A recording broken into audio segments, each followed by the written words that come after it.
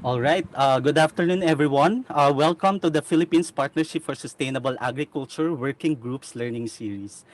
So this is the first of two-part webinar series in the digital learning sessions that we organized in partnership with the League of Corporate Foundations. And before I officially start, I just want to introduce myself. I am VJ, the Communications and Engagement Manager of PPSA, and I will be your host for this afternoon session. So before we proceed, let me share our webinar rules.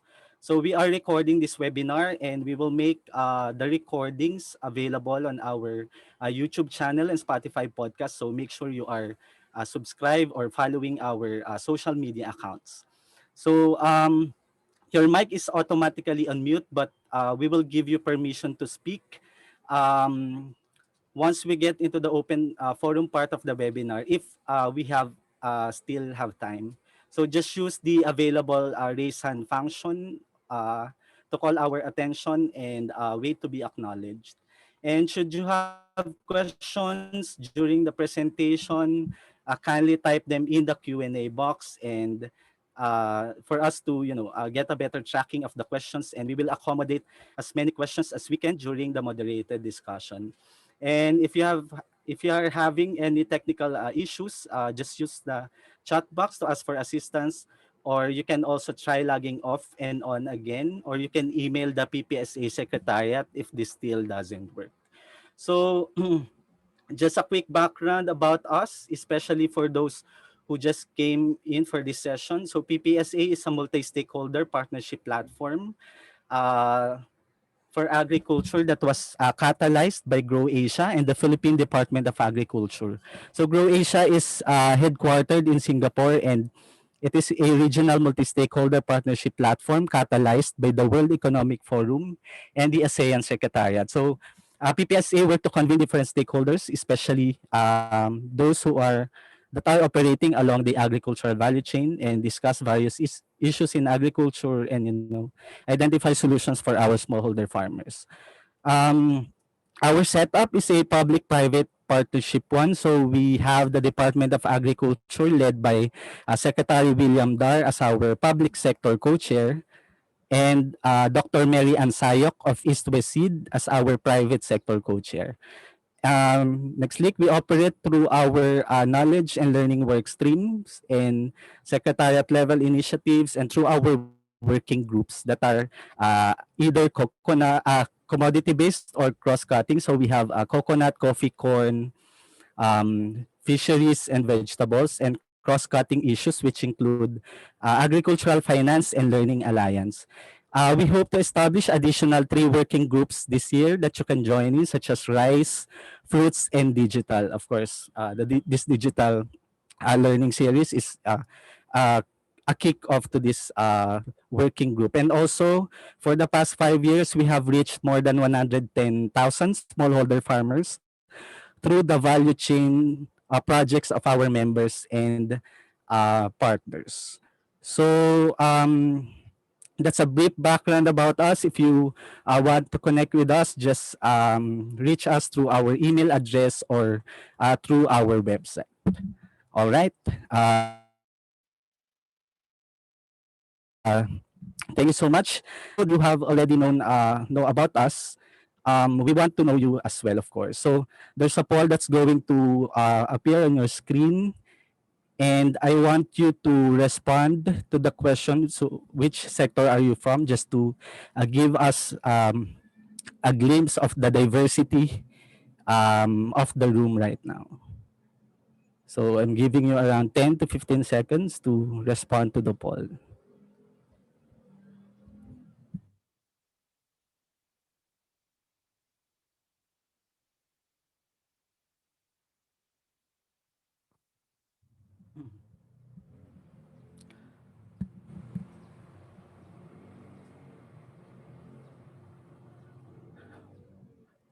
All right. So, as you can see in the in the result of the poll, so we have a lot from the NGOs, CSOs, and academe, and we also have, of course, this is a digital working group learning session. We have digital or technology-based companies. We also have, of course, representation from farmers and cooperatives, and of course, the government and the private sector, or I mean the public sector. So I think this is a good mix of participants. So we are expecting different perspectives during the Q&A, and of course, if time permits again, if you have the open forum. So thank you so much for um, responding to our poll.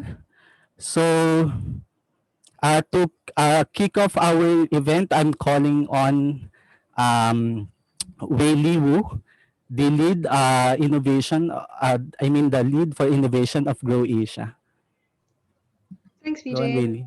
Thank you. Yeah, so as VJ mentioned, I'm leading Grow Asia's digital program, and I'm based in Singapore. The program includes the activities you see there, and just in the interest of time, I won't go through them all, except to say that we're trying to convene a regional community of practice to bring together both public, private sector and development sector, as well as more farmer-focused groups to basically work together to increase the impact that digital agriculture can have at the smallholder farmer level. And we've done that through the events you see on screen. I just wanted to encourage you to reach out to us if you're interested to be part of a community of practice that is beyond the Philippines.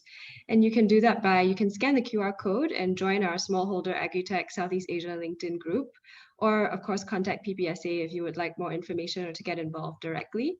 And you can also sign up on our website for our newsletter, where you also get notifications when we have our quarterly digital learning series, which has featured both private sector and public sector speakers in the past, and we has been also a platform for us to release like guides and reports on farmer digital adoption and smallholder agri-tech business models in the past. And I will paste the link to our website on the chat so that you can sign up for the newsletter if you like. Thank you so much. Thanks, VJ. Back to you. All right. Thank you so much, Whaley, for that brief introduction. So now I am inviting Ms. Maribeth Marasigan, the chair of the League of Corporate Foundations, our partner organization here, and the chief operating officer of the Boitis Foundation, to give us her brief welcome remarks. Thank you, VJ. Good afternoon, everyone. I'd like to welcome you all to the Agriculture Goes Digital Learning Series. Thank you for joining us today. We at the League of Corporate Foundations are elated to co-organize this important webinar with the Philippine Partnerships for Sustainable Agriculture. Scheduled this afternoon and tomorrow afternoon, this learning series is designed to share digital technologies to various organizations and farmer groups, and to explore other potential innovations that will respond to the demands of the inclusive agriculture value chains. This is a very timely topic because the Department of Agriculture has included technology, innovation, and digital agriculture as one of the key strategies under the 1DA reform agenda. And according to Secretary William Dar, by digitalizing agriculture, our farmers and fishers can achieve bigger yields of higher quality products at a more cost-efficient and sustainable manner. Digital technology is also deemed to contribute solutions to achieve a pandemic-resilient agricultural supply chain. The pandemic caused the lockdowns and closure of some markets, which has severely disrupted the agricultural sector. With this, DOST's Philippine Council for Agriculture, Aquatic and Natural Resources Research and Development Policy Note 1 of 2020 suggested developing a reliable production base with the help of localized agri and farmer data and the utilization of smart technologies. Examples are moisture sensors, pest and disease detection tools, unmanned aerial vehicles, drip irrigation, GIS-based technologies, online market and logistics option, softwares that can make supply projections, among others. This can help prevent overcrowding and physical contact while keeping production in progress. This will also support the creation of an agile food production and distribution system which can adapt to various scenarios. During the pandemic, we saw success stories, many of which utilized digital technology to overcome challenges. There were those that used social media and e-commerce platforms to sell their products outside of their usual buyers and markets. Meanwhile, Deliver E, a USAID supported initiative, created a digital platform that connects farmers to buyers through an efficient end to end market based system. While not widely promoted in the Philippines, there are many existing digital agriculture tools and technologies that can already be applied, replicated, and scaled up. This webinar will also discuss how we can better work together. We want to delve on how we can support each other and how PPSA and LCF can support you. We want this learning series to improve our programming so your views are most valuable to us. As I end, let me stress the need to help farmers recognize the importance of digital technologies. There is a need to assist them to utilize appropriate technologies. And I believe that this is where the private sector, corporate foundations, and NGOs may be very helpful. There are roles for us to help assess the technologies, promote to farmers, support in assimilation and capacity building, or invest in developments as necessary. Again, thank you very much for joining us at magandang hapon sa inyong lahat. Thank you so much, Ms. Maribeth, for those words. So now, without further ado, we will now go to the first part of our webinar session. After our speaker here, as presented, we will have a 10-minute question and answer session. So if you have questions at any point in the presentation, you may use the Q&A box to send them to us, and we will ask our speaker to respond to your questions after the presentation. Okay. So the government through enabling policies and programs is, crucial in achieving digital agriculture in the Philippines, right? So to give us what the government has been doing, we invited here the division chief of the information services of the Agricultural Training Institute, which is the training and advisory arm of the Department of Agriculture.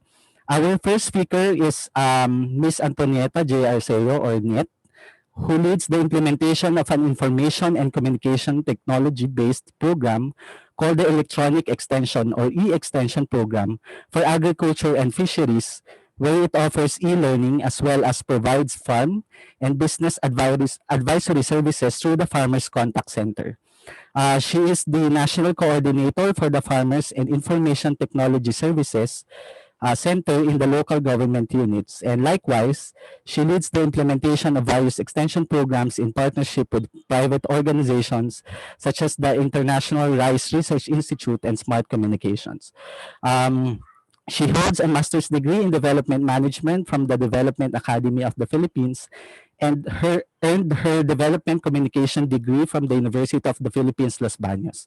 So now I am now giving the floor, or I mean the mic, to Ms. Niet Arceo.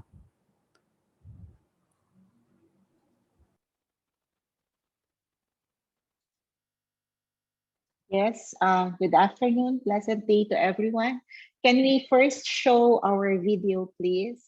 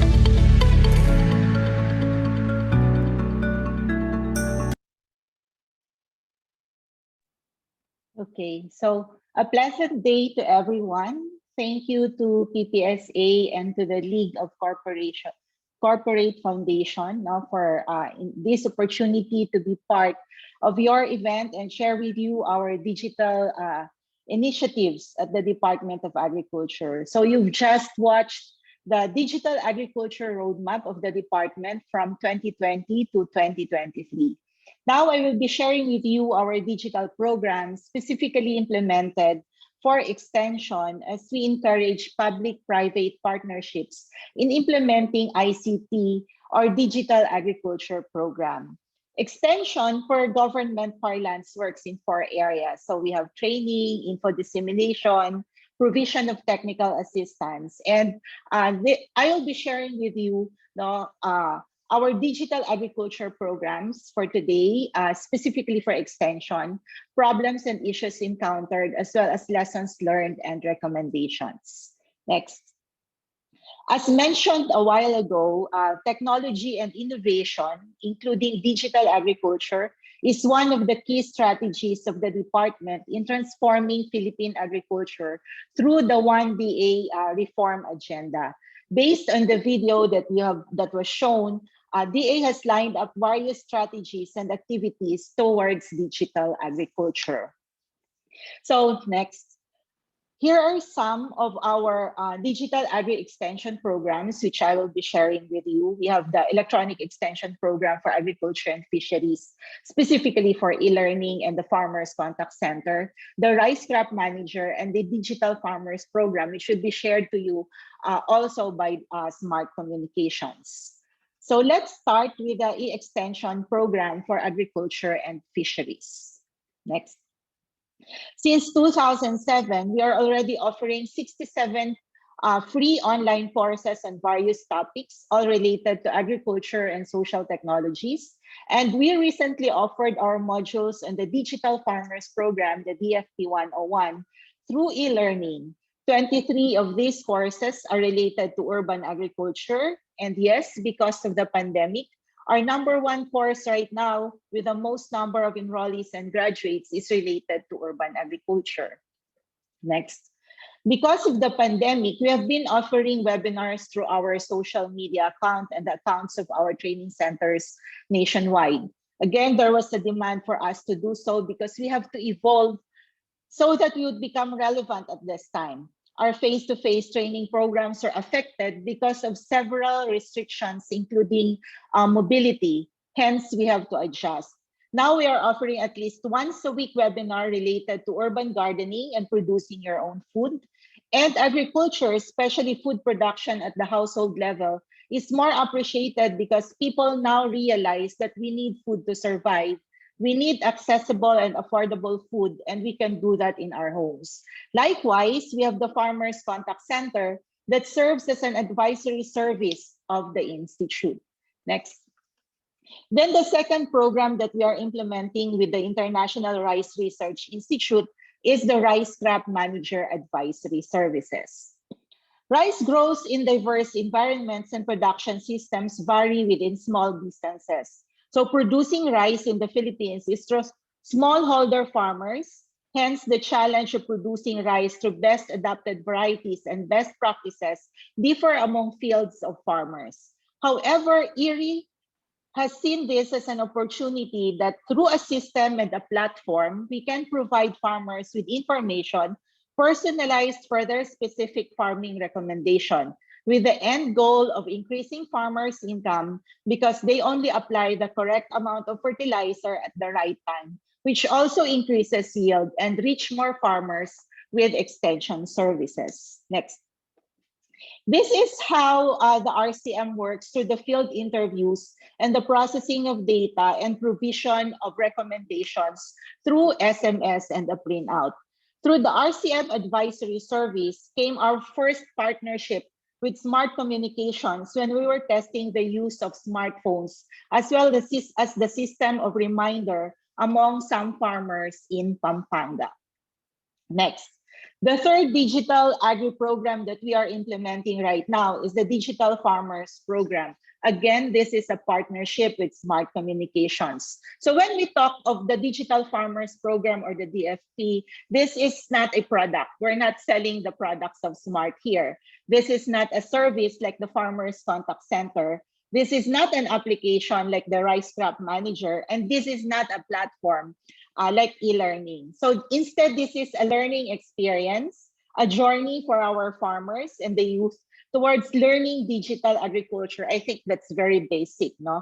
This is a series of foundational activities to a digital farming ecosystem. So we have applied all the learnings that we got in implementing all the first programs that I mentioned, where we focused on the product, on the application, and the platform. Hence, here at DFP, we concentrated on building the capacities of our farmers so that they will appreciate the use of modern technology and eventually embrace it in and making them DG farmers or digital farmers. Next. The DFP envisions to create future-ready farmers in the Philippines through public-private partnerships and collaboration. We're also using a co-learning and ladderized approach in terms of our training program. And it also aims to foster learning between facilitators, farmers, and the youth. Okay, next. Based on the implementation of the digital agri programs, we have encountered some problems and issues as well as lessons, which I would like to share with you. Okay, next. First of our problems is related to client factors in terms of educational level. Most of our smallholder farmers are elementary graduates. The average age actually is 57 years old. They're technology averse. They are passive in the use of ICT technologies. And our extension workers in the field also do not have the resources to access this kind of resources. And also we have problems in terms of logistics, in terms of procurement of facilities, especially with us in government, the high cost of internet, as well as in areas there's the absence of electricity, telephone, or even internet access. These are the realities in the field, especially among our farmers in the communities. Next. The third problem in terms of delivery is in the context of language barrier. Hence, we have webinars which is done in the dialect for our Visayan speaking language and in other dialects. Translation in the dialect is done but takes a longer process and would have to entail a new set of talents. Also, the short messaging mechanisms of our Farmers Contact Center are not too user-friendly, especially if the system requires syntax. No? So we did away all of this in the FCC because our farmers would like to talk to a person and not to a machine. Fourth is in terms of support mechanism from the government, both at the national and the local levels. You may say that we are already at the national government, hence it would be easier to implement ICT-related programs. However, it's not, no? Our LGUs have different priorities and different agenda that come to play. There's also a need to have an appropriate policy environment to attract the private sector to put up ICT-related infrastructure, hence the need to ease up processes and systems in doing business. Lastly, in terms of partnership, indeed the challenge to reckon with is when partners start becoming disinterested and becomes inactive. And there's also the issue of duplication of efforts. This is especially true when there are more government agencies involved. Okay, so here are the lessons that we have implemented in the DG Agri-related program. Implementing DG Agri programs is always something fresh for our clients and our customers. Hence, there's that eagerness among them to learn. There's always that curiosity among them on what is and how it works. The challenge then now is how to sustain it, given the resources that we have, as well as their own resources to use. Likewise, it has also opened vibrant extension system that can modernize agriculture and fisheries. The implementation of the Rice Crop Manager has brought a new way of providing extension services in the barangays, as well as the e-learning platform our webinars, the Farmers Contact Center, and other DG-related um, activities. So extension can be delivered through various modes, not only through face-to-face interactions or farmer visits, given the reality that in the field, there's only one extension worker in 5 or more barangays. Next. Hence, there is also a need to tap the youth. They serve as our intermediaries for the farmer parents or aging farmers in the household and communities.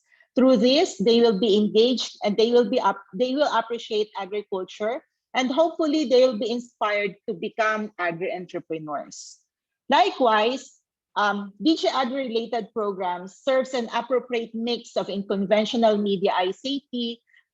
There's also the falling cost, no, of an increased access to and rapid spread of mobile cellular. And ICT does not require its beneficiaries to have personal ownership of computer, nor does it require the use of expensive gadgets. Next. Another lesson is that e-learning courses do not have to respond to the needs of extension workers and farmers alone. We also have overseas Filipino workers and retirees who wish to go into farming, or even urban dwellers who would like to produce their own food. As what Toffler defines literacy in the 21st century, as no longer those who cannot read and write, but those who cannot learn, unlearn, and relearn. One of my key takeaways in an e-learning conference that I attended says that we have to find ways in which learning becomes meaningful to the learner. In knowledge management parlance, we have to rethink learning, and we have to rethink how we do our training and advisory services. Okay, next. Another lesson is that public-private partnerships' potential of enabling government to increase public infrastructure or public service and bring about indispensable pooling of resources and competencies. Just identify what are the available resources from both parties and the commitment to deliver. Yes, partnership may not always work exactly as planned. That's why there is a need for a lead organization. There is a need also for clear roles and responsibilities, and this is being done through memorandum of agreement or memorandum of understanding. Likewise, it is also necessary that our private partners should also understand government systems and processes. Like, for example, our budget for the next year is already identified and deliberated within the agencies on the first month of the current year. So if we need to identify projects that will be implemented, let's make sure that it's included, no, in the budget plans of government agencies. Okay, next. We can say that ICT-based initiatives are not easy to repeat elsewhere, each to its own context and landscape, especially if you're dealing with various organizations, local governments, and national agencies. This is so applicable to many problems in the agriculture sector. However, there is a study conducted by AIM that says that agriculture is one of those vulnerable and most affected in the fourth industrial revolution. But we know that we can cope and adapt given the resources and the needed knowledge and skills. We're able to cope and adapt during the pandemic. Still, marketing and logistics are challenges in the sector, which we hope can be addressed by ICTs or various platforms like the eKadiwa. Our partners from SMART have seen this when they went and talked to our farmers. One of the best Quezon Puti and dairy milk is being produced in Magdalena, Laguna. Some women are also processing Spanish sardines somewhere in Misamis Occidental. One of the best salad dressings is being done in Alomas Garden in Bukidnon. Then there's the calabash wine and juice produced by Venida Farms in Lanao del Norte. The problem? These do not reach a wider market. Yes, it's a long way to go, but we know that we can because through digital agriculture, it is fast becoming a vital engine of growth for the world today. Next. Hence, in the context of this ICT-driven development, people still is at the center of all development. His needs, his priorities, and his dreams that will dictate the substance by which these interventions must reach him. In this technology-disrupted world, we are hopeful. We have farmers like Tatay Romy, who is in the picture, No, our eldest so far of 84 years old, who shared to us that he still wants to learn new technologies, especially mobile and social media, to help him in his research for new farming technologies as well as for livelihood. We hope that in the near future, Tatay Romy and his daughter will use smart farming technologies like precision farming. He uses the cloud, no, and knows not only Big Brother, but what's big data about, or register in our registry system for agriculture. We have to have more Tatay Romis in this world as we continue to teach, equip, and empower towards digital agriculture. So that's all, I think. And I hope you have learned some lessons, no, from my presentation today. Thank you and have a great day. All right. Thank you so much po, Ms. Niet, for that presentation. So we see that the government is really offering programs and services to our farmers, and even for everyone, because I personally see on your Facebook channel that the different e-learning modules and courses that are available. So, all right. Now is the time to ask Ms. Niet your questions. You may type your questions using the Q&A box. But before that, there are a number of participants who sent their questions in advance. So I'll ask Ms. Niet to respond to some of those. So one question is this: is DA part of the general efforts of the government in achieving stronger connectivity? Because this is, well, for PPSA, because this is the issue that we saw from the FGD of the Philippine Commission for Women on the readiness of women enterprises, that farmers or enterprises find training important, but equally important is the infrastructure for digital technology. So is they also doing something on connectivity, ma'am?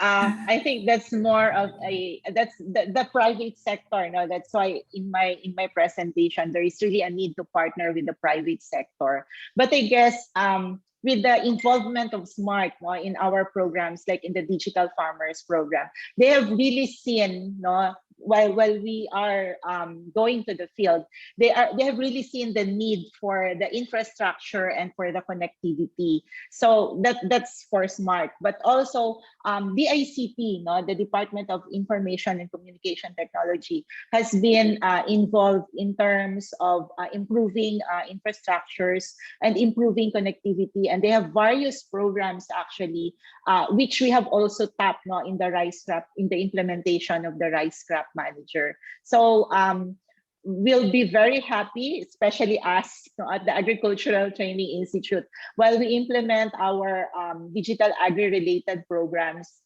It is really needed, not to in the improvement of our infrastructure and connectivity. And I think the government is doing Yes. everything they can. That's I think that's true, that the ICT, and they have this separate strategy or roadmap when it comes to achieving connectivity for the Philippines. So another question po, ma'am, is this: so does the AATI have efforts, current or future plans, to consolidate the digital training programs launched by companies, NGOs, and even other government agencies, just to make it more organized, and so that farmers or anyone can access it in one platform? Yeah. Especially for government, no, at the Department of Agriculture, our e-learning actually is not within the website of ATI. It's at www.e-extension.gov.ph.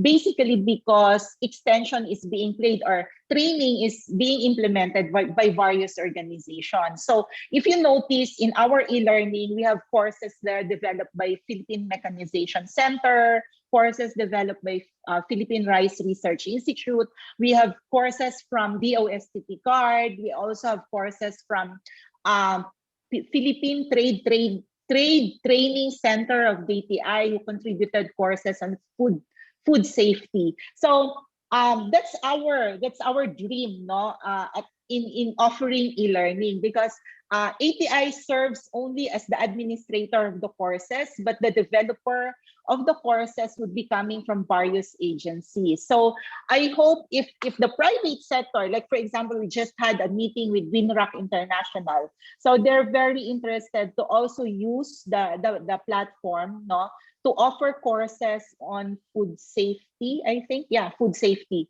So we have meetings already with them, and WinRock is a private non-government organization.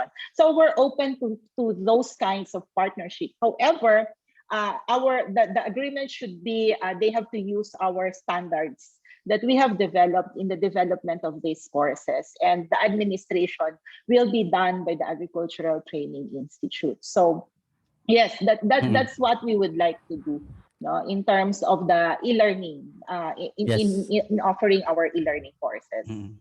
All right, thank you so much, ma'am. So we have the eextension.gov.ph where, of course, Abby already sent the link to the chat on the chat box that you can access, the government trainings and programs related to digital and, of course, e-learning. So we have a few questions here from our audience. So one is this: how are the farmers made aware of the farmers and fisher folk registry system? Is this the new RSBSA? Yeah. Also, how are the farmers made aware of the farmers contact center? Yeah. The RSBSA is the registry system, no, for all our farmers, because that would be the basis already in providing our services and our yung mga loans, yung mga machines, yung mga seeds, no. Kailangan they have to register in the system. In terms of making them aware, like for example, under the Rice Competitiveness Enhancement Fund, we have been conducting info caravans, no. If the RSBSA is a digital agri program, no, but the means of promoting this is being done through the conventional means, which is face to face, no, because again the reality is in the field. So we have conducted information caravans in every training programs that we have. We really make sure that the farmers are aware that they have to register, no, in the RSBSA. Likewise for the farmers contact center. So we have various campaign strategies, no, not only ATI but the Department of Agriculture through our regional field offices, partner agencies like PhilRice, who are involved in the implementation of various programs, also promote this, no, and even in our social media accounts, you will see art cards, no, promoting the registration of our farmers in the RSBSA, as well as um, the services of the Farmers Contact Center. All right, thank you so much, ma'am, for that response. There's one question here. Does the ADA-ATI provide e-learning certificate upon completion of the course or the module? Yeah, yeah. We have that's part of the standards that we are doing. We have certificates. Now, all graduates, provided they pass the course, because they have to pass. They Mm. have to pass. No, they have to pass the course. There's an end of module test, and provided they pass the course and they submit a course evaluation, then they receive their e-certificates. If they need an original copy, they can email to us, because some have been requesting such because they're attaching it in their application for promotion, yung mga ganon, no? So yes, we provide certificates. All right. And all And our e-learning okay. are free. It's free. We don't charge anything. Okay, so all right, again, all e-learnings of the ATI are free and can be accessed, of course, online. And another question here: TESDA already has an agro enterprise clustering training. So will that be developed as an e-learning as well of ATI? Do you have any idea of this agro enterprise clustering training of TESDA? Okay. I have no idea in terms of the agro-enterprise clustering training, but we're working with TESDA for modules on digital agriculture. So I have to ask TESDA about this one, no, because we're working with them in terms of offering some modules through e-learning. All So right. thank you, thank you. I have to ask this one. Okay, sige po. One question here, another po is, Is it possible to have a digital platform operationalized by crops? So for example po, rice farming, coconut farming, livestock farming, etc., to ensure market and improvement in production technology like cacao doctors of cacao industry. So Um, yeah. what does this mean? Because all information related to a certain crop will be available in one platform. Ganun ba yun? Yun ba yung ibig sabihin niya? Available in one platform and then operationalized po by crops. So rice farming. Yeah, it's categorized by crops, no? Mm, Uh, we're doing that in e-learning. That all, for example, all information related to crops, all our courses are categorized: crops, livestock, marine and fisheries, sustainable agriculture, like that. And then we have digital learning resources wherein we don't duplicate, no, what is already being in the internet. So we provide the links already. So for example, for Mango, we provide all links related to Mango in that one, no, in that one platform. So through our digital learning resources. However, I think the question is more in terms also of connecting to the market. I don't know if this is about marketing, a marketing platform by crap. mm. All right. I think, ma'am, because of interest of time, I think that's the last question that we Yeah, will answer or live. So there are other questions parked in the Q&A box that you might want to respond. yeah, So yeah. yeah, Miss Niet will be with us to respond to other questions in the Q&A box. So again, thank you so much po, Miss Niet, for the presentation and for responding to the questions from our participants. So thank you po ulit. Thank you. Okay, thank you. Okay. So thank you also to our participants for sending your questions. Again, you may use the Q&A box to send your questions for us to better track all the questions coming in. So, okay, now we will go to the second part of this session where we invited several organizations that have launched or that have existing digital solutions and initiatives available for farmers and users in the agriculture sector. So we will have the moderated discussion after all the speakers have presented, and make sure to type your questions in the Q&A box. So moving on, our first speaker is Miss Evangeline Bangge Lopez, who is the Payment Services Group Head of the National Confederation of Cooperatives, or NATCO, in the Philippines, and concurrently the platform manager of the Kaya payment platform.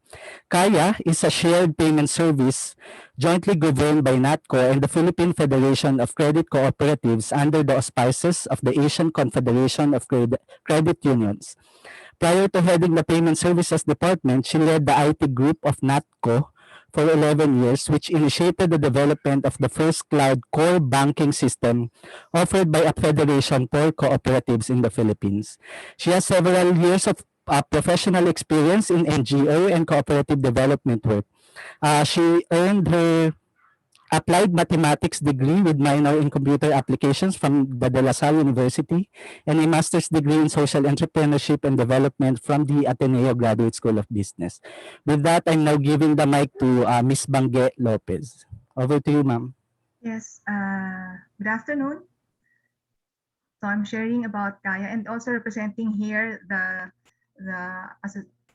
Association of Asian Confederation of Credit Unions. No? So next slide, please. Okay, so just a brief background of our network. No? So I come from the co-op sector, and when every time we present my organization and the co-op network, we also talk about the credit union movement, no? Because cooperatives cannot just survive alone. No? So when you look at the vision statement, it's always similar. No? The core mission is really to improve the lives, especially of the members. And how do we do that for the credit union networks? It's through an integrated network. No? So for ACU and also for the member federations of ACU in the Philippines, no, NATCO and PFCO, it's capacitating the cooperatives, the savings and credit cooperatives, in order for them to become sustainable, especially in this volatile and uncertain times, no, ensure that they thrive. No? And how do we do that? It's through an integrated network. Next slide, please. So here I'm just showing a snapshot of the reach, you know, of the credit unions globally in Asia and in the Philippines. So here in the Philippines, it's just the figures based on the number of cooperatives and individual members of NATCO and PFCCO. Actually, there are almost 12,000 reporting cooperatives in the Philippines, all types of cooperatives, including agri-based co-ops.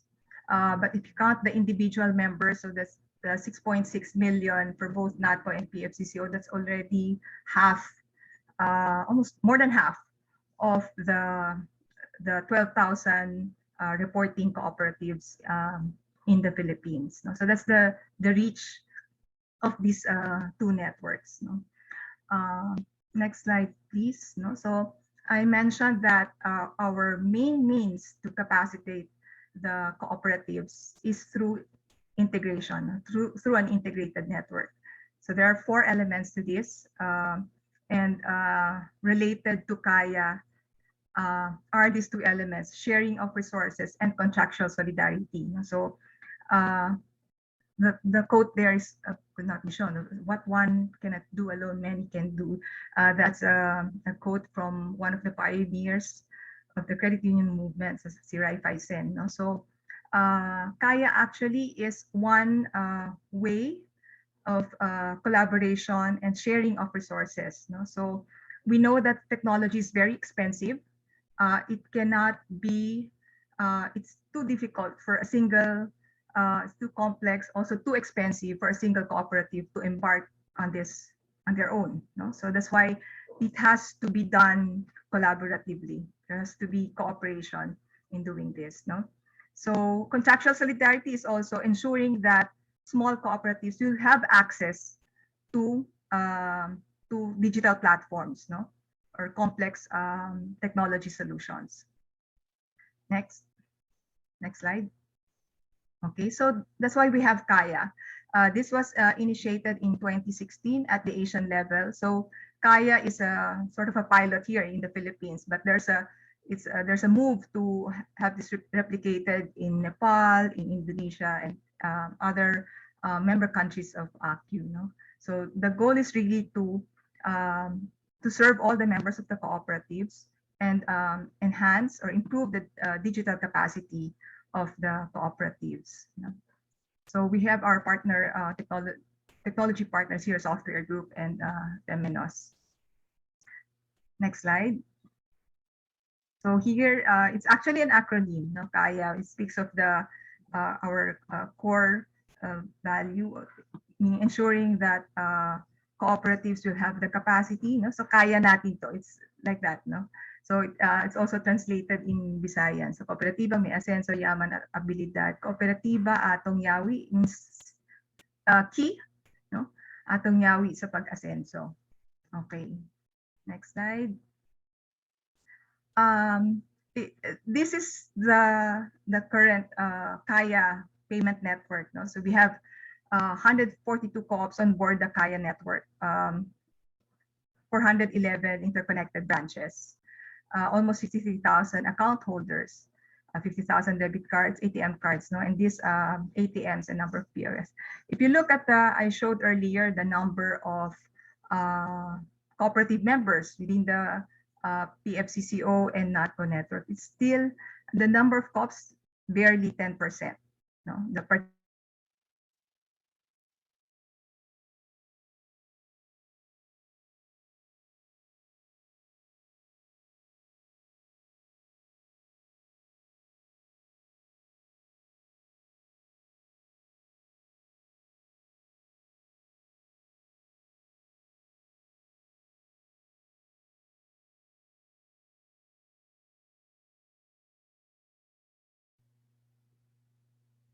VJ. We might have lost Mambangge.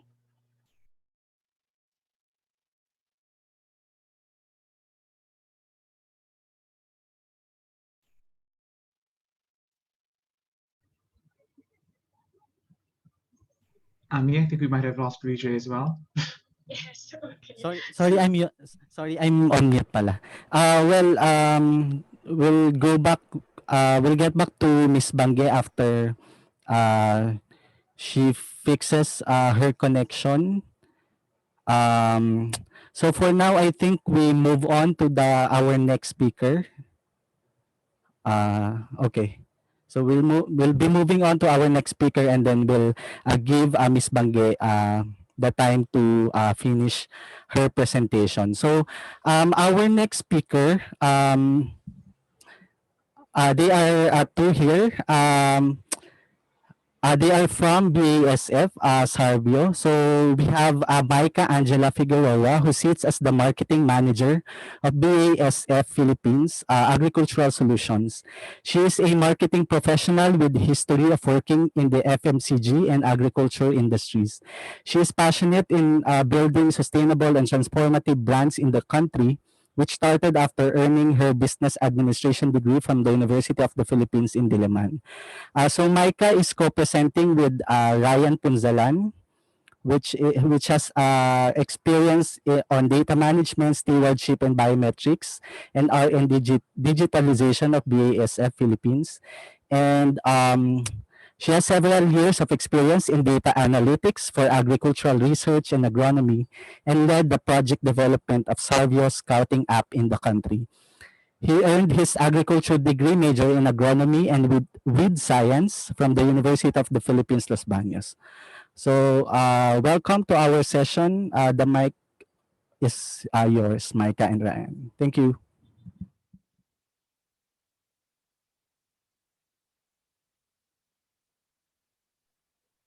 Thank you, VJ, for the warm introduction. We're thrilled to be with you today to present our innovation to help farmers identify crop problems and find the right solutions for successful farming.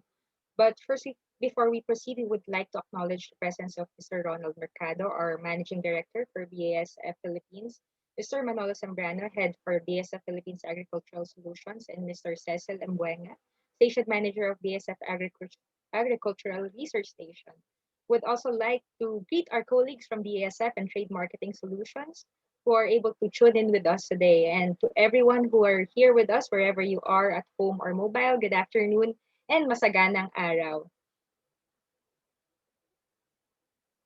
Okay, next slide, please. We in BSF create chemistry for a sustainable future. With more than 110,000 employees globally, we contribute to the success of our customers in nearly all sectors and almost every country in the world with the goal of combining economic success with environmental protection and social responsibility. Our portfolio is organized into six different segments. We have chemicals, materials, industrial solutions, surface technology, nutrition and care, and agricultural solutions. Next slide, please. So in BSF Agricultural Solutions, we believe that farming is the biggest job on earth. Farmers toil every day to bring food to over 7 billion people around the world, despite the increasingly difficult conditions they are in, such as weather changes, market prices, pests, and scarcity of natural resources. Next slide, please. And the biggest job on earth is getting even more bigger. The world population is expected to grow by 26% in 30 years. And by then, with the rise of urbanization, this may mean that farmers will have to produce more with less and lesser land to farm. Case in point, back in the 1960s, an average US farmer can feed 25 people. In 2020, they can now produce enough food for 155 people. That's an over 500% increase in production in just a span of 60 years. There is bigger demand. Next slide, please. 7 billion people needs to be fed with just 4% of farming land and less in the coming years. Unless various pests and diseases are addressed, 90% of crop produce will be lost. But there is hope. crop protection technology and digital farming can help to more accurate decisions and ensure that these problems are addressed. We've come a long way from traditional farming methods to using machinery and crop protection products. We now have tools and digital technology to help us with farming. Examples are drones, smart farming systems, robotic farms, sensors, and apps like Sarvio. So why do we need these tools again? Consider this example. How many different problems can you handle at a time?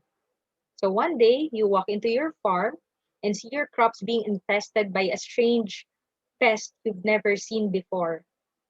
How do you correctly identify this pest or disease? How do you analyze leaf damages? Is it because of insects or is it caused by fungi or bacteria? How do you control weeds effectively? Is there a way to find out if there is an infestation at a nearby field? Time is of the essence. You know you must cure these problems right away to minimize crop damage. Knowing the answers to these questions instantly will allow you to get the right solutions the soonest time possible. And that's where Sarvio comes in. The future of agriculture is now available in your pocket. Now I turn over the screen to Ryan and let's find out about Sarvio after this video. Infield stress is difficult to recognize. Keeping your eye on all the things that happen in your fields is not that easy. What if you had an assistant at your side who takes a closer look? Someone who's in the know regarding weeds, diseases, leaf damages, and crop emergence. Who's well connected with other farmers in your surroundings. With Sarvio Scouting, you do. Sarvio Scouting is based on image recognition technologies. It uses deep learning algorithms. That means it's intelligent and continuously improving. With Scouting, you detect and identify in-field stress simply by taking a photo with your smartphone.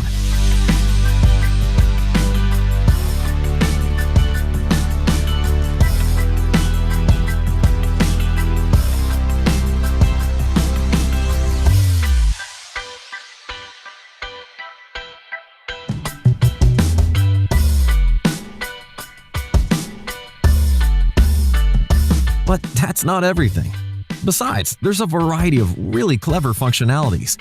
Everything you spot during your walks is remembered and documented in your scouting trips. So you have a complete history available at your fingertips. Scouting Radar shows you what's going on in your surroundings. You are virtually connected with the entire user community. So you have an overview and can detect upcoming risks early on, such as diseases spreading north of your farm. Plus, with the notification feature, you can automatically get push messages and information about possible risks and threats in your area. Thanks to the pictures from you and all the other users worldwide, Sarvio Scouting is learning and continuously improving. It's getting better and better the more it's used. So in-field stress detection and monitoring could hardly be easier, faster, and more convenient. Sarvio Scouting, the assistant in your pocket. All right. Okay. Thank you very much again, Micah, and good afternoon, everybody. So, to learn more or to get to know more about Sarvio, I would like to introduce to you Sarvio Scouting app. And by the way, the Sarvio Scouting app is already available in our Android Google Play Store and iOS App Store. So, Sarvio Scouting in a glance. Can you go to the next slide, please? Next slide, please. Okay, thank you. So in a glance, so we know that in helping you for your field problems, we have Sarvio as it uses high level of visual detection technology, identification problems in your field only with a picture, just by taking your picture of a certain pest or a certain disease or a certain weed species, then eventually soon it will help you make a better and reliable decision as this app can detect that pest, that it can identify that pest, and of course it can provide you product recommendation. And this is absolutely completely free of charge. So next slide, please. So let's go on to the different functions of Sarvio, as we have different field problems. So Sarvio is designed to cater those problems. One of this is the weed identification. So weed identification identifies more than 200 weed species and can work on visuals with single as well as multiple weeds. Informs about spectrum and consistency per square meter, in which in a single picture frame of different weed species or single weed species in the area, the app can identify those weed species. So it also saves the result of the weed species you have taken in the field in the app. Okay, next slide, please. So another function is it has a leaf damage feature in which it measures the damages of the leaves that is caused by the certain diseases or some feeding damages of our insect pests. And of course, it also documents the damage ratio of the leaves. Okay, next slide, please. Another function is as it identifies the weeds or the damage ratio, it also provides us a solution. It gives us product recommendation. As you can see here, we have several BASF products that this app can provide with your field problem. Next slide, please. Okay, so next slide. Okay, yeah. As you can see with the app, uh, it does not just provide you the product, but it gives you the product description on how you can use or the general information or overview of the product that you can use for your field problem. It also has this disease recognition feature that globally recognizes more than 400 diseases on more than 50 crops. So the scope consistently expands with a constant update. So the app is learning, as was mentioned earlier in the video. The more images submitted, so the more the app is learning on the disease recognition as well as weed identification. So next slide, please. And then, yeah, another feature of this app is it has a trips feature, which everything you identify in your fields are saved in your devices in categories. So it gives you or it provides you an easy and rich documentation of where a certain pest or a certain disease was taken, or where did you find those pests and diseases. So next slide, please. Another function is it uses this radar function or a GPS technology in which it provides you information about your region. Hence, as a part of big community, you are updated about potential risks. So you can know the infestation level or infestation rate in your area. Okay, next slide, please. And one of this basic function or feature that this app has is it has this smart notification that help you get various updates about risks, potential problems in your field or in your area, and of course, new news about the scouting app. So if it has new updates and new features and functionalities, you will also get updated. So next slide, thank you. Okay, so currently, we already have 4 million users globally. This was first launched in Germany and now spread across all over the world. So in the Philippines, it is available for download, as I have mentioned, in Google Play Store and iOS App Store. And it is continuously improving its functionality to enhance user experience. So next slide. Ryan, So can you wrap up na?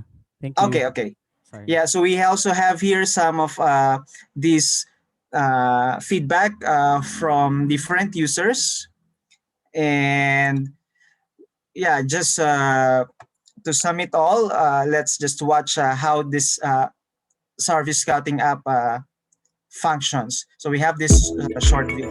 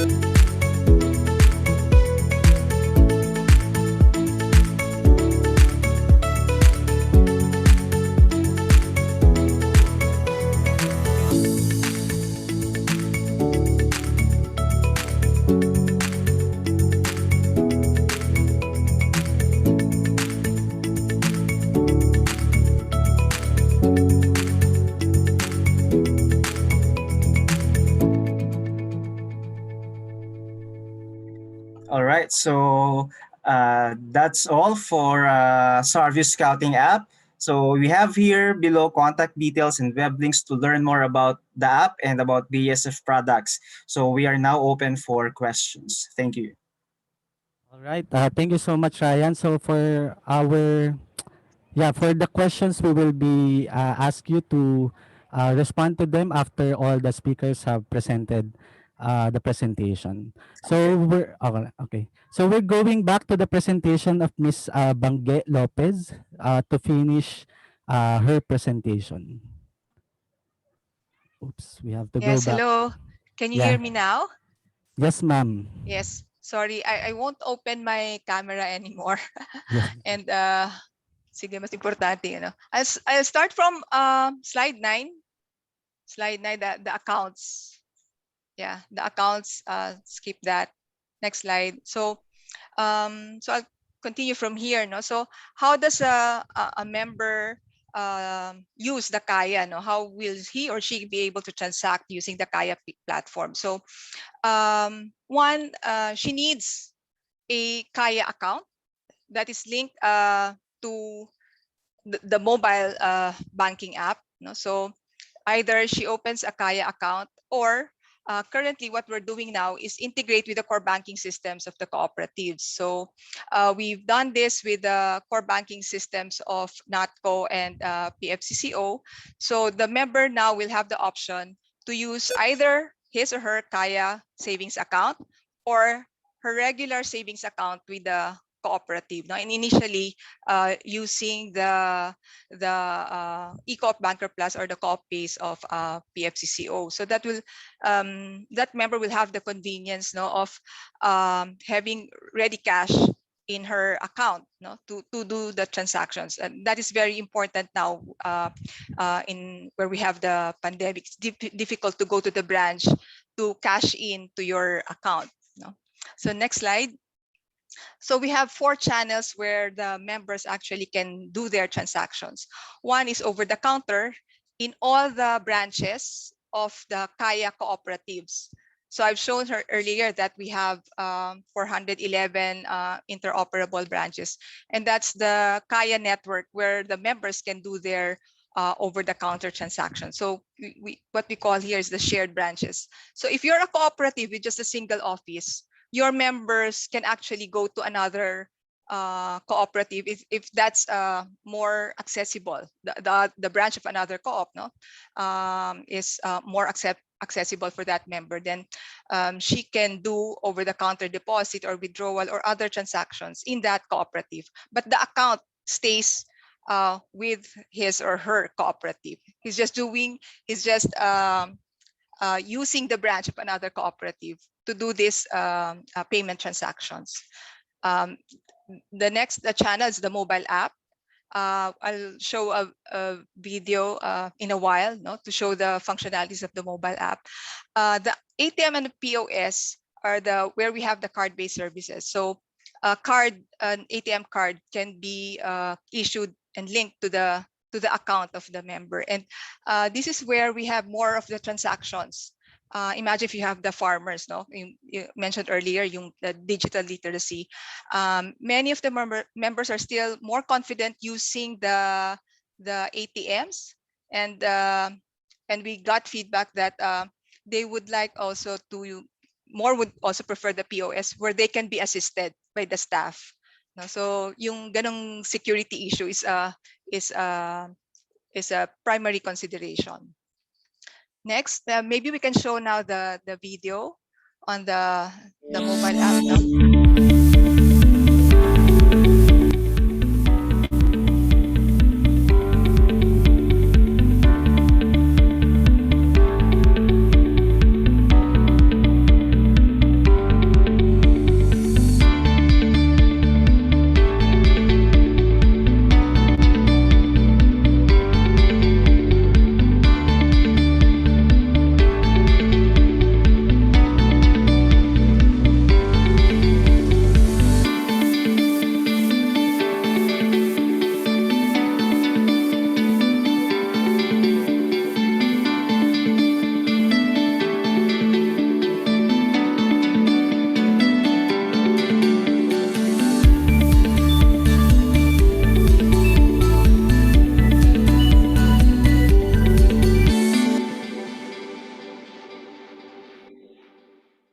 Sige, no? So going back to we'd really like to push more transactions on the mobile phone, no? But as mentioned, mas marami talaga komportable pa dun sa ATM where they can cash out. Of course, that's not digital, no? When you withdraw money from your accounts, no? But I think that's part of the journey of many of our cooperative members. So what is shown earlier about the transactions is pretty much what the members can also do over the counter in the different branches. No, of course, for ATM and POS, it's mainly cash out or withdrawal, and it's optional for the co-ops to have their own machine. Since we are integrated with BankNet, remember NotCo is a non-equity member of BankNet, so the members can actually transact their Kaya cards in any of the ATMs and POS in the country. No? So yun yung ano. So when they subscribe to Kaya, they have these channels available for their members, no? where the members can transact. So last slide is more on the plans. No? So what we'd like to have for this year. No? So more cash out, cash in, cash out outlets, because the key here really is interoperability. No, we may have, say, 12,000 cooperatives interconnected, but of course, if we can tap the merchants, the member cooperatives that have stores, no, then that would be very good outlets also for the members. No? So we're also aspiring to be interconnected to InstaPay and PesoNet. We're having these talks with central bank and also international remittance, because many of the members of cooperatives are actually OFs, no, working abroad. So we'd like to have that eventually also within the year. Sige. So if you have other questions on the last slide, no, so thank you very much. I apologize for the for the internet disconnection earlier. No, but this is where you can also contact us about Kaya. Thank you very much. All right. Thank you so much, Miss Bangge. No worries on the connectivity, and we are really having issues as well. So again, to our participants, if you have questions to our first two, or I mean three speakers, you may type them in the Q&A box.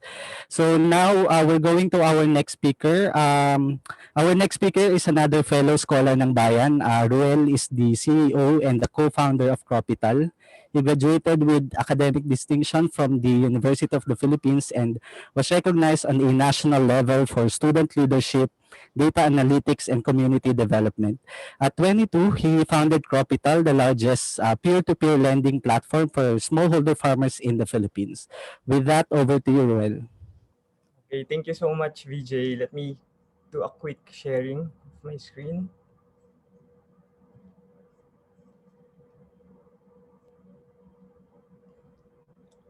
Okay.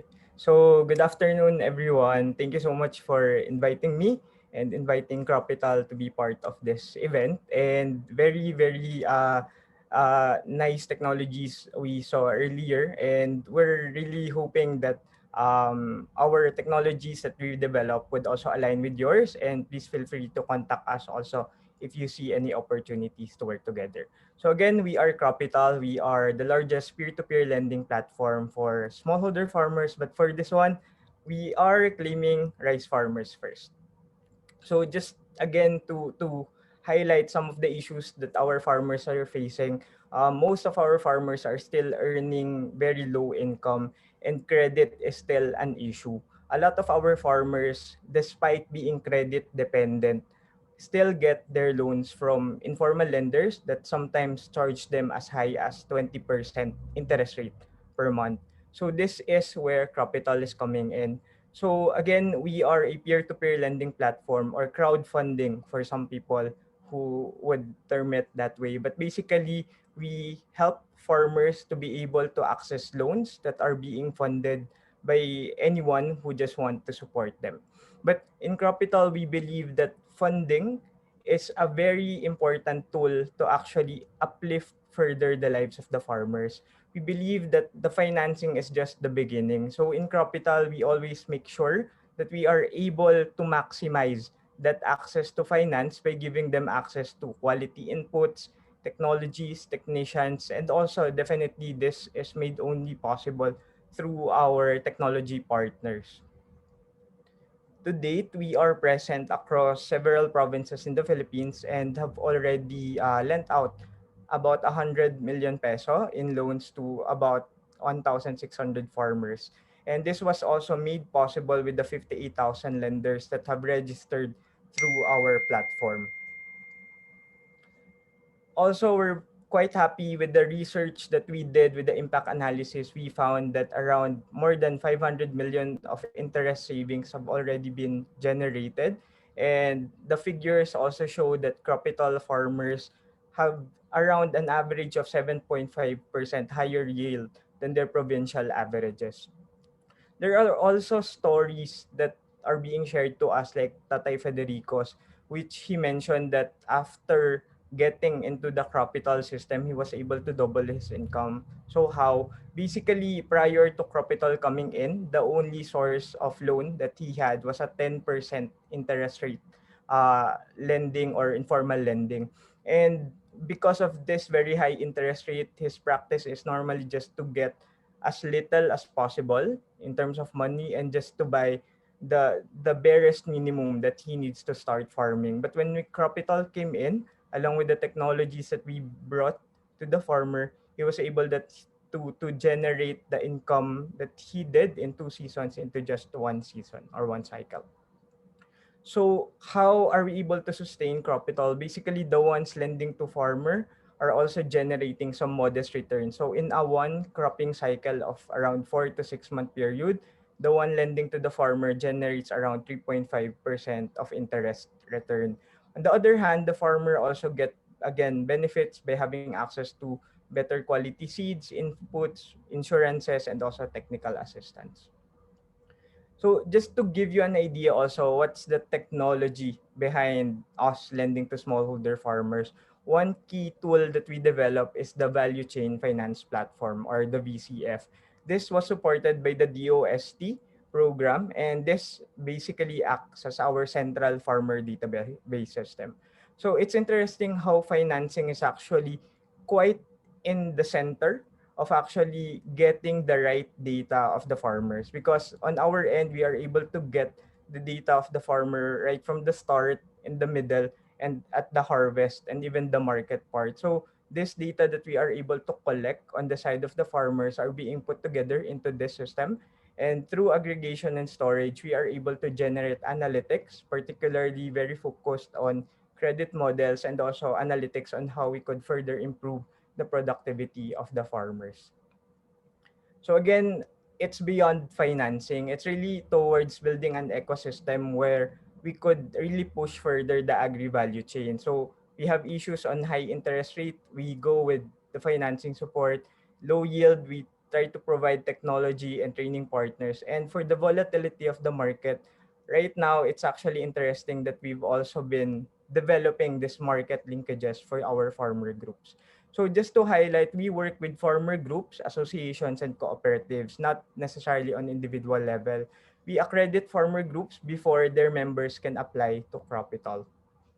So just to give you a highlight, this is the Cropital store. It was brought about during the pandemic, where the farmer groups are now actually the ones supplying rice to this e-commerce. And through the partners that we have, I'm highlighting Smart and the MVP group, we are able to actually push for this initiative. It started in November to provide farmers with sure market and better prices. So basically, what I'd like to share here is that for every purchase of the product into the system, our company partner employees actually purchase these products. We are able to generate some form of sustainability fund, in which these are some form of rebates from buying a product from the capital store. What essentially happens is that these rebates are being collected and put together into this so-called sustainability fund, and being rolled back to the farmers themselves as part of the financing through the P2P platform. Just to share with you how this works, or how Smart and the MVP group made this work, this is just an example of a flow. So, for example, in our current system, the smart employees and the companies that we are working with receive weekly, basically, marketing materials to advertise the farmers we are supporting and the rice products. And all the members who actually purchased is able to generate particular rebates or sustainability fund, and again pulled together and used to finance the farmers. So just to show you the sequence, these funds are being formed and are lent out back to the farmers who produce the rice that we are selling, and the farm and the employees are able to buy and eat. And basically this is funded to the farmer, generates again some form of interest, and this is just basically reinvested. So it's interesting how corporates are able to integrate into systems like ours, which further propagates the impact of our group. So again, this is with special mention to the initiative of Smart. And throughout the program, we have been able to scale this up already through several farmers and farmer groups as well. So again, this is Cropital, and we hope that there might be some opportunities and ways to work together with other groups. And if there are questions, I'll be happy to answer them later in the chat box. Thank you very much. All right. Thank you so much, Ruel, for that presentation. So for our participants, we would appreciate and it would be helpful to identify whom to direct your questions to from among our speakers. So, okay. So now our next speaker is Miss Eloisa Romaraog Diga, who is the CEO of Session Groceries. She is a former planning and analyst at a tech company for 15 years where she effectively used her tech background to help farmers earn more from their harvest by including them as sellers in her e-commerce website and mobile app Session Groceries. For her efforts, Eloisa was recognized by the homegrown restaurant chain Mang Inasal as its Gawad Filipino for 2019, which honors modern day heroes who use their gifts and talents to uplift the plight of their less fortunate countrymen. With that, over to you, Ms. Eloisa.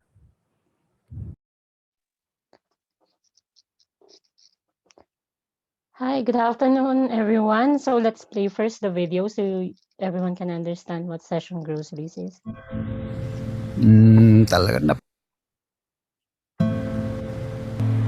Talaga napakalungkot naman talaga noon. Pag iniisip ko noon, mag-harvest ako, bagsak na naman ang presyo. Wala kang magawa. Kung bibilhin na ng piso, yung 1 kilo, bigay mo lang. Ano naman ang kakainan naman ng pamilya pag ganito? Ang farming ay sugal. Normal yan. Kadalasan kasi mga tanim is 45 days to 60 days. So dadalhin yan sa trading post. Pagdating no, maasa kami na mataas yung demand at mababa yung supply. Kung talagang oversupply na, talagang bumabagsak na. Ayaw mo nang i-harvest kasi pag magkukwenta ka na, wala na. Bahala na. Wala kang mapapala sa farming. Kinamuhian ko yung pagpa-farm. Napaka-heartbreaking kasi nung part na yon na in-effortan ni farmer yan. Lahat ng pawis, pagod, pera, panahon, iiwan pa niya ang family niya para lang mag-harvest. Na-realize ko na gusto ko nang tulungan yung mga farmers nung nagiging part na ako ng buhay nila. Gamit ang kanyang 2-in-1 na galing at talino, napabuti niya ang buhay ng iba. Narito ang kanyang kwento. So dati kasi ang ginagawa naman namin is purely business. Tapos nag-evolve siya dahil dun sa mga farmers na kailangan talaga ng tulong. Pagka-part siya ng Session Groceries, i-ensure lang niya na nakakapagtanim siya. So ibibigay niya sa amin kung ilan ang available na products, naka-display yan sa mobile app. Si farmer naman, iha-harvest niya yan, i-repack naman ng fulfillment center namin. So ma-check na kung kompleto yung vegetables niya, dalhin sa Manila, sa house to house, yun na. Parang too good to be true na kami na yung mag-pricing. Bigyan natin ng motivation yung mga farmers. I-motivate natin sila, uy sige, magtanim kayo kasi meron tayong market. Poprotektahan nyo kami pero ipoprotect namin kayo. Meron kasi yung time na pag sasabihin ng anak ko na hindi ko ma-provide dati, nabibigay ko na. Ganito pala ang farming dapat.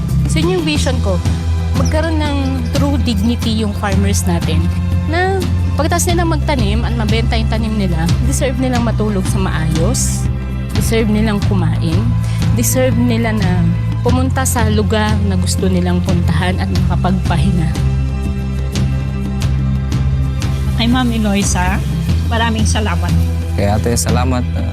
Alam ko marami pa siyang matutulungan.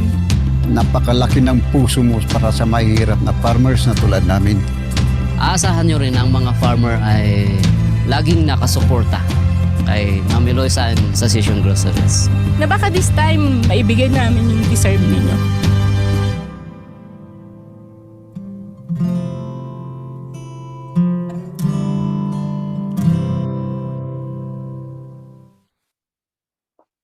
Okay, thank you for that. So let's go with our slides. So maybe you're asking why we are doing this. This is because of the obvious reason that a Filipino farmers is a dying breed, and I really agree on this. Next. Yes, the problem with the farming is that it is associated with poverty. So with my 2 years, 3 years working with the farmers, most of them don't want their children to become a farmer because they know that if they will become a farmer, they will be poor. Next. This one strikes me because there's really a limited education with the Filipino farmers. You can just imagine it's the average level of education is grade 5. So how can we integrate a lot of things? For example, the technology, how can we integrate or how can we let them know about the business, and they're less receptive to new farming technologies. Next. So, and this is very scary because of the growing population and the declining number of farmers. It's like when there will come a time that it will be like what is happening now with the COVID vaccine, where Filipinos are begging for food to other countries because we did not realize that food is very important, that we need to support the Filipino farmers. May there will come a time that we will also beg for food. And so this is what we are doing in Session Groceries. Next. So this is the existing process and how did we automate it. So just to let you know, this is the next slide, please. So for example, a Filipino farmer, based on the supply and demand, the price of 1 kilo of carrots is 5 pesos per kilo. It was dictated by the supply and demand. Next. And then the trader one, they will sell it for 10 pesos per kilo to a viajero. That's the trader two. And the viajero will sell it for 15 pesos per kilo. Then it will go to the trader three for 20 pesos per kilo. And then next, there are a lot of traders behind that when it will arrive in Manila, and it will sell to a grocery store for 70 pesos per kilo. Next. Okay, and then the customer will buy it for 70. Can just imagine from 5 pesos per kilo to 70 pesos per kilo. So this is what we do in Session Groceries. So we teach the farmer based on the production costing plus the 30% income. That's the price in Session Groceries mobile app. And as a consolidator, we will consolidate the orders of the customers before we will deliver it to the customers. So that's the end. Yeah. And on our next slide, this is we are like any other stores or mobile stores that we have here in the Philippines. We also have the stores of each farmers. It's just that we focus on the farmers. So these are the different stores that we have, and they also have one of the factors that we need to consider. When we say helping the farmers, it's not just about selling their produce. Next slide. We need to focus on people. When we say people, it's the farmer and the consumer, the process, the technology, and the system. Next. So what we have here, the people, the farmers, we teach them how to change their mindset 180 degrees. So we have a daily motivation. They listen to motivational speakers on a daily basis. We ask them to answer the modules. We ask them to read books. And that's how we think to change the behavior of these farmers. Next slides. Okay, so we have a Farmers Academy. This is just a sample where we had a Gallup strength assessment for each of the farmers. Next. And since we cannot meet face to face, we have an online. All of our farmers know how to navigate this, and we're so happy about that. Next. We also changed the process where if you are the farmer, you need to know your farm plan. What's your plan for your farm? We ask them to submit the farm map. We ask them to submit their sales and expense report on a daily basis. We ask them to open a mobile banking. Next. So this is a sample of the record keeping. This is also digital, but we ask them to write it down for the past 2 years. Next. And we have on every label of their produce, we ask them to put a QR code so the customers will know where does their food comes from. And we also ask the farmer to produce vegetables with premium taste.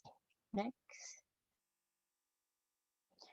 So since we are educating the farmers and we are also asking them to feel that that farming is business, so we ask them to submit their business permit. Next. Okay, on technology next. Okay, so we asked them to open their mobile banks. We asked for the report next. So this is just a sample of the where we open their mobile banks. Also, the farmers have their own checking account, so they can issue a check when they're paying to their customers next or to their suppliers. We also this is the initiative of the farmers where they have a tool to check if fruits and vegetables is safe to eat. Next. So our core values, every farmers should know that this is our core values in Session Groceries. Next. Because of this activity, we were able to pay the farmers able to pay their debts, purchase of farm equipments, delivery car.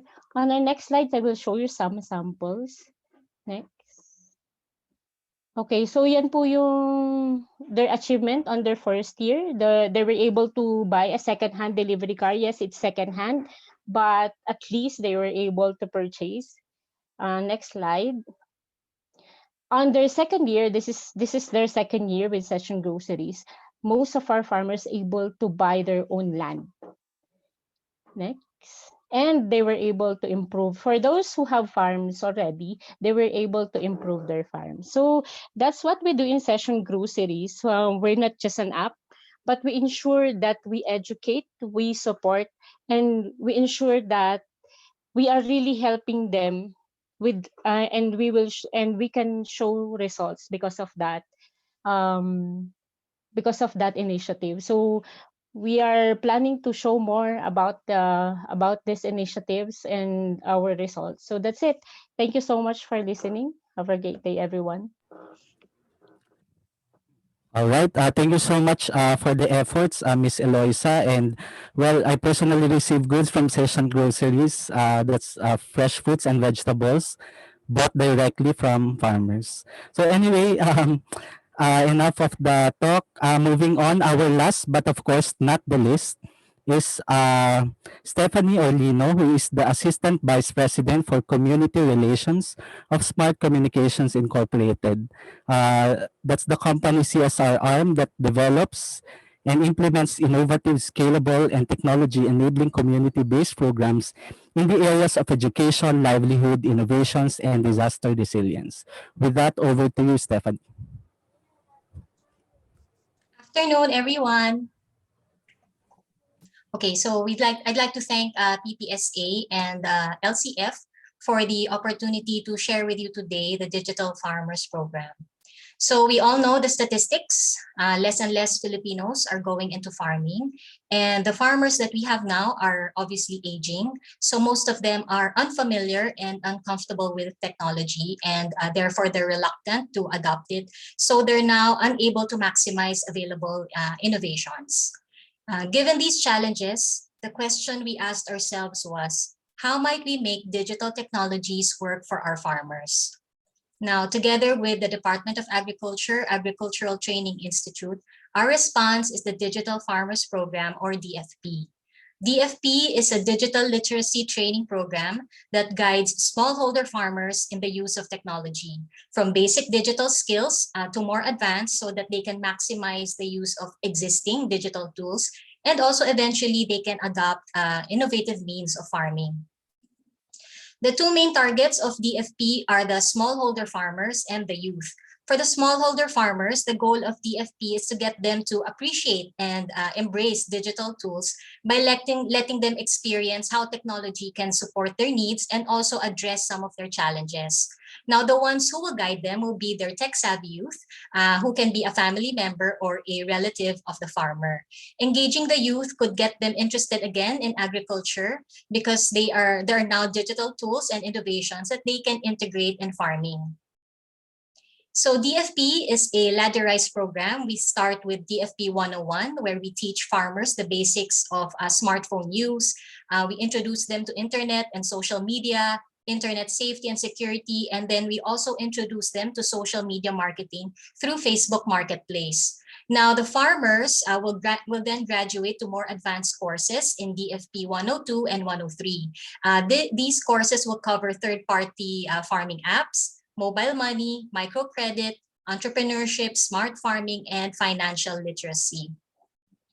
So in terms of delivery, DFP uses a learner-centered approach. 30% would be lecture and 70% is actually hands-on activities. And they are also assessed for both knowledge and skills. The trainings are conducted online or face-to-face, following obviously health protocols, or it can be blended online and also face-to-face. Now, for those who want to learn at their own pace, DFP 101 is also available as a free certificate earning e-learning course at the DA-ATI e-extension portal. It's composed of bite-sized videos and knowledge and skills assessment tests on DFP 101 topics. So after the trainings, we continuously engage with the farmers online through Facebook.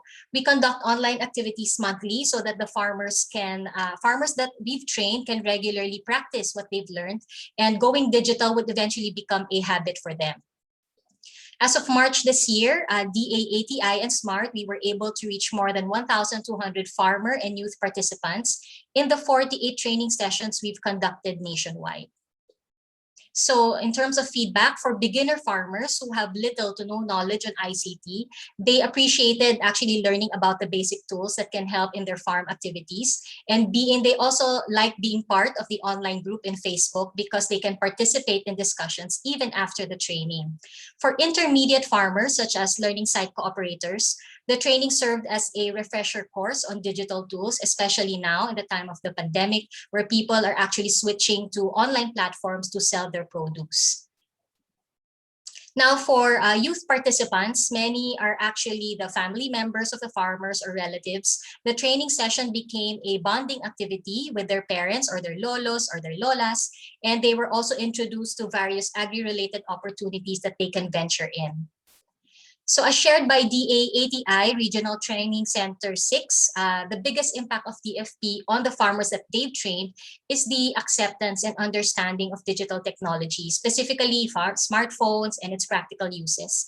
A manifestation of this is that after attending their DFP 101 training, the farmers actually, procured smartphones. They bought smartphones, not only to communicate, but also to use in their farming activities.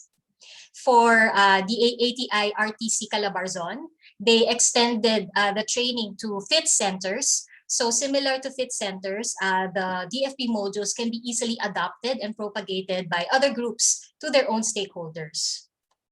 So Roel of Propital mentioned this earlier. The DFP actually gave birth to this program, Buy Local, Buy Smart.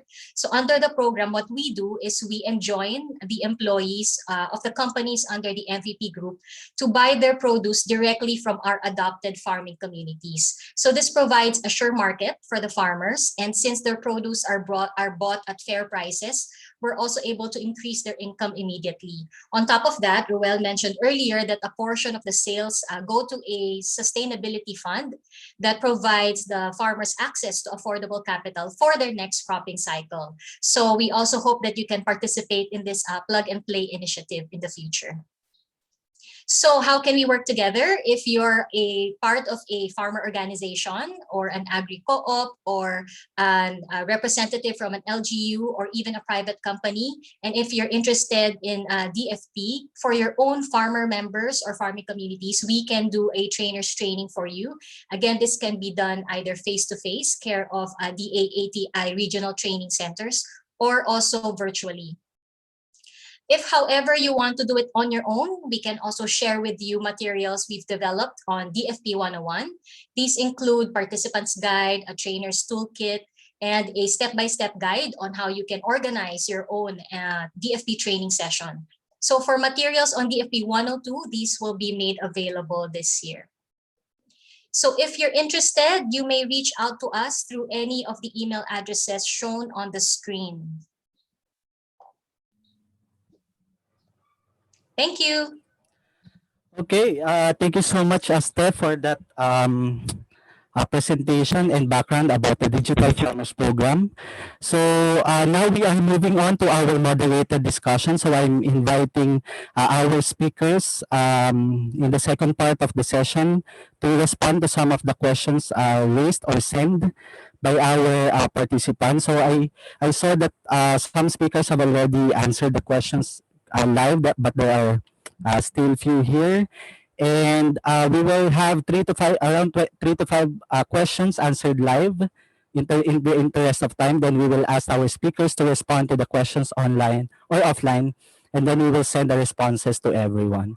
So for the questions sent in advance by one of our participants, this is directed actually to all our speakers, but um, anyone can, of course, answer this. So, what are the challenges that your users face in terms of using or accessing your respective applications?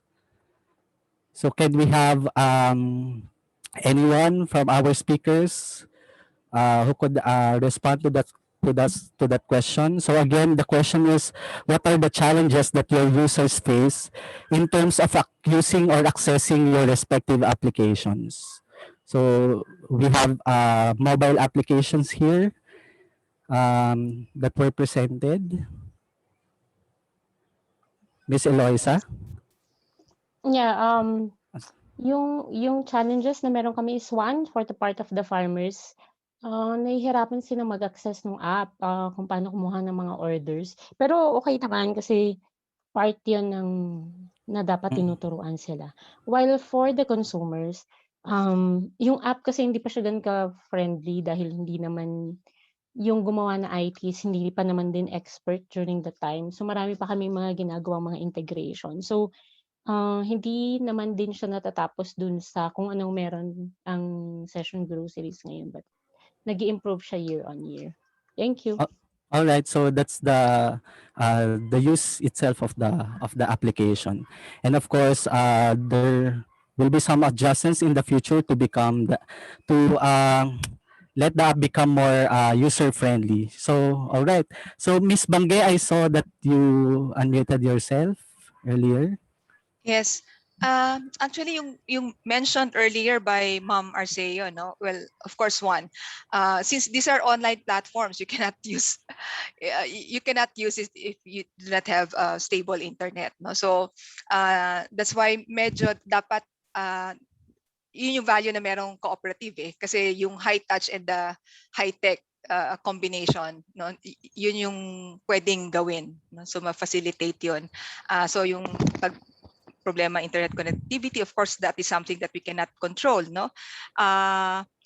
We're also improving our mobile app because similar to what Ma'am Eloisa mentioned, yung dapat mas intuitive, no. You do not need for example, if you have so many farmer members and all of this, you need coaching, or you need to guide them. Medyo of course kailangan yon, no, pero medyo pag libo-libo yung members mo, medyo mahirap yun. So that's why we need to have a mobile app that's more intuitive, no.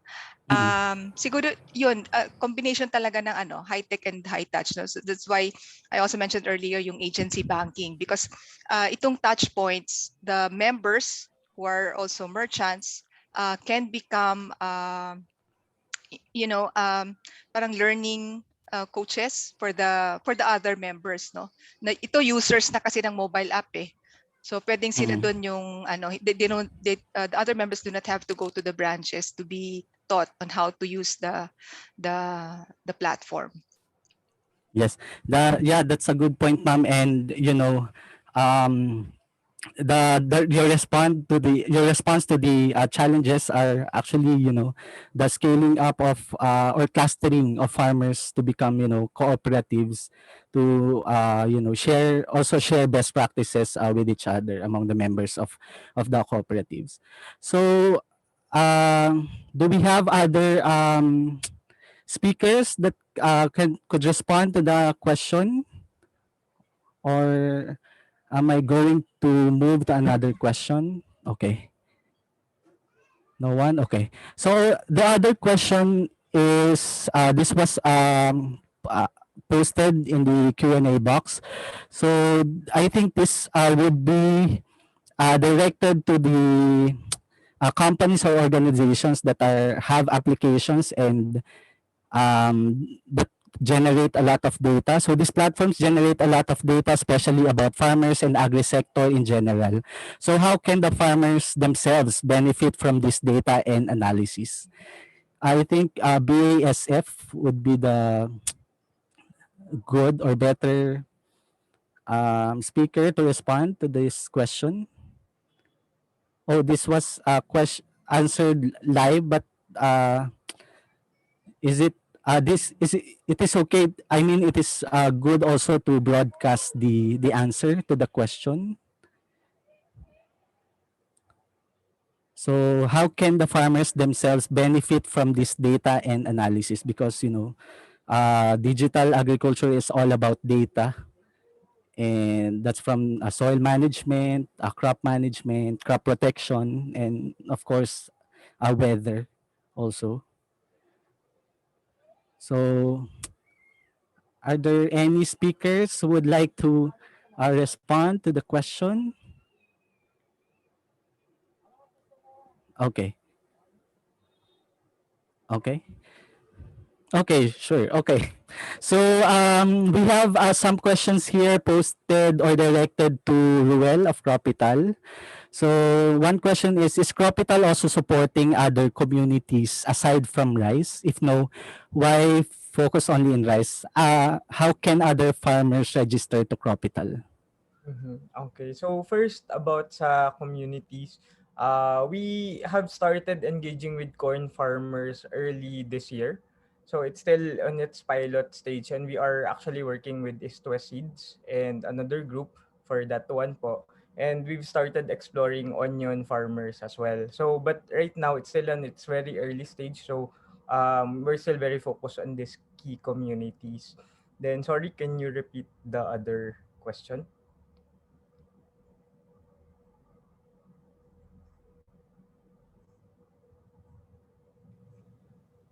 Very well. I'm not sure if we missed BJ. I think the other question is how can other farmers register to Cropital?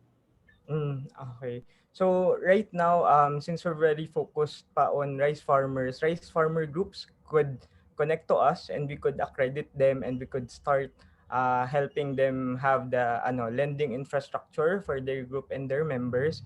And for those non-capital, let's say non-rice, we have other platforms actually that we have been able to support other groups. So one we've built before, it's an insurance processing platform. Particularly, we deployed it in Leyte for Ikasaba Group. Then we also built this digital marketplace platform for any vegetable or commodity products naman. We call it AgriFood Hub, but this is actually a project of the PICAFI or Philippine Chamber of Agriculture and Food. So this one is also part of our ecosystem and they can reach out to us and we could help them get towards institutional processors, institutional traders and markets naman po. All right. Thank you so much, Ruel, for that response. So I have here a question directed to Sarvio. So the question is related to the importance of local content on responding the diseases found. So are there also organic-based solutions to the diseases that Sarvio will recommend? Anyone? Yeah, Ryan? Yes, hello, good afternoon. Yeah, actually, Sarvio is available also for Philippine setup in which Philippine pests and diseases are available, and it is also available in Tagalog, and soon will also be available in Visaya. So yeah, to answer the question, it is fit for the Philippine setup. All right. Thanks, Ryan. And for Smart, the question is directed sent by our participants. So how can other private sector players can join the Digital Farmers Program? Yes, we're very open to any collaboration. Siguro I'll put in the chat box the emails that you can use to reach out to us. But definitely, we're open to working with LGUs, private sectors, agri co-ops, and other organizations as well. Thank you. All right, thank you so much, Steph. And I think we have a last question here. Um, how do we replicate the efforts of Session Groceries and Capital that clearly showed improvement in the lives of their partner farmers? So the replicability of the initiative. So I'll go first with Eloisa and then Ruel. Nakita ko nga yung question eh, parang napaisip din ako, paano nga ba i-replicate? Siguro kasi muna, para sa akin ang tingin ko kailangan muna maraming sumuportang consumer muna. Kasi based sa pagtatrabaho namin with the farmers for the past 3 years, medyo pagod sila dun sa idea na ang daming nai-introduce, ang daming naibibigay, pero meron ba talagang meron ba talaga 'tong progress? So, ito na nga ba iniintay namin na sagot dun sa matagal na naming iniintay. So yun din yung mga yun din yung mga tinitignan namin na una kailangan muna kasi makapag-establish ng magandang reputation yung mga farmers ngayon, yung partner farmers. Kailangan sila mismo masabi nila na, "Oo nga, kailangan maging model ako na na-improve yung buhay namin." Hindi dahil dun sa system kasi binago ko din ako mismong farmer yung mindset ko. Pagka maganda na yun napapakita natin sa consumer, oh, karapat-dapat kasi namang tulungan 'tong mga grupong 'to kasi tinutulungan nila yung sarili nila, nagbibigay sila ng maayos na produce sa'min. Yun, bago siguro yung replication, yung mga part muna na yun may ayos para hindi hindi yung dalawa, yung consumer at saka yung farmer nagiging napapaso dun sa tulong na binibigay. Dun naman din kami maingat. So, gusto namin sa part ng farmer, maibigay niya yung dapat dun sa tumutulong na mga consumer. For the replication sa tingin ko mangyayari yan once ma-establish namin ng sobra yung core values namin sa Session Groceries dun sa mga farmers. I hope nasagot ko ng tama yung VJ. Yeah. I think that's the response that we are also looking for na kailangan muna ma-scale up and then of course changing the mindset of the farmers themselves, not just because of the platform but also their own, initiatives and efforts. Of Ruel, your response? Sige. Just to add with what Eloisa mentioned, it's very critical yung tinutulungan ng farmers yung sarili nila. Kasi given both of us had experience na it's really interfacing the public, both yun yung nagpapalend sa mga farmers and yung bumibili ng product nila. And we are very critical that they maintain very high standard in terms of the quality ng products. And also at the same time, they are accountable and responsible then when they take loans on the side naman ng mga lenders. And in scaling it up, actually we've been very happy with Smart taking the lead in helping us grow further yung initiatives namin by encouraging other companies to actually join us in the movement of actually growing the market of rice. Or at least yun, yung bumibili ng rice din sa mga farmer groups natin. Just to share, I think since we've been very focused with cooperative, with farmer groups, a good number of them already had milling facilities, ganyan, equipment. Pero in terms of how much they are really willing to sell, it's still very, very few. So we want to actually make sure that there's a ready market for them to actually take advantage of. And through companies and individuals who are buying rice through the e-commerce or through capital store, we are able to do that. And aside from that naman, in terms of in scaling up lending, some of the key things, DA is very instrumental in helping us actually push for it, particularly kasi protections such as crop insurance, which is provided by PCIC, is very, very important. As we know, Philippines is sobrang vulnerable to different weather conditions, ganyan. And at the same time, we are hoping then as we inch through our partnership with Agricultural Guarantee Fund, will be able to put another layer of protection para ma-increase natin yung scalability nung ating lending to smallholder farmers. Kasi at the end of the day, mananawang sumuporta yung mga tao if the farmers always experience bagyo, tapos walang coverage, tapos ang tagal-tagal makarecover, ganyan. So parang we really have to put the right infrastructure in place so that we could continuously and sustainably support them. Yeah, thank you so much for that, Joel. I agree that there are really may mga challenges pa rin and issues, and I saw from your I see from your response na the importance of multi-stakeholder partnerships in responding to the issues of the smallholder farmers, and of course in digitizing the agriculture sector. So I think that's the end of our moderated discussion. So again, thank you so much to our speakers and to our participants for actively, sending their questions. And of course, again, those questions that are not answered, we will send those questions to our speakers, and we will let them respond to them, and then we will send them to everyone. So thank you so much again. And next slide. So, there will be a last poll that will be launched or appearing on your screen, and we want you to respond to the question: what needs to be addressed and prioritized to drive digitization of agriculture in the Philippines? You can select more than one option.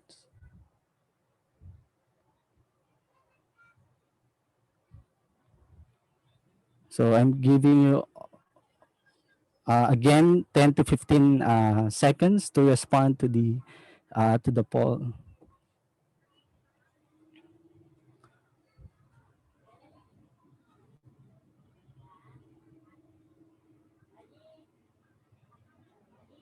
All right.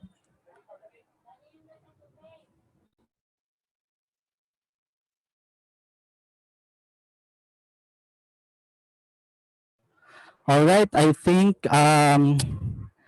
that's enough response from our participants. So, okay. A lot is pushing for a digital literate country or Philippines, and of course the digital literate farmers and smallholder farmers and fisher folks that from the discussion only reach the elementary or basic education degree. And we also have, of course, the enabling government policies and programs that's really important, and also stronger connectivity from the internet. And we also have financing, research and development, and of course, the public-private partnerships. So thank you so much for participating in our poll, and of course to our discussion. So before we officially end this session, next slide please.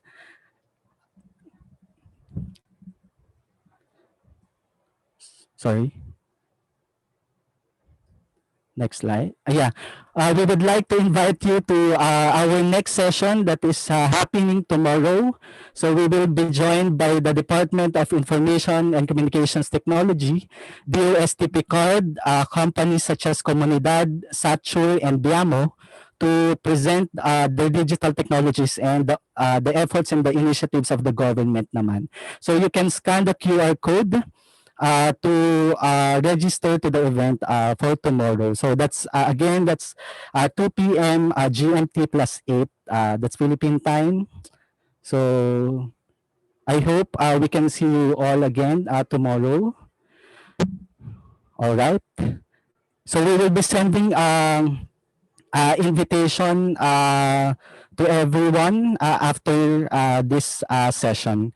So again, thank you so much to all our speakers from API, ACU, BASF, Capital, Session Growth Series, and Smart Communications for your valuable insights, tools, and technologies. So we hope to stay in touch and continue our discussions and hopefully collaboration. So we would also like to thank our participants for their active participation and questions today. So again, thank you so much, and we hope to see you all in our next webinar. Keep safe, everyone, and keep COVID free. Thank you. you, everyone. Thanks, Steph. Thanks, Ruel. Thanks, Ryan. Thank you. Thanks, everyone. Thanks, Ma'am Net.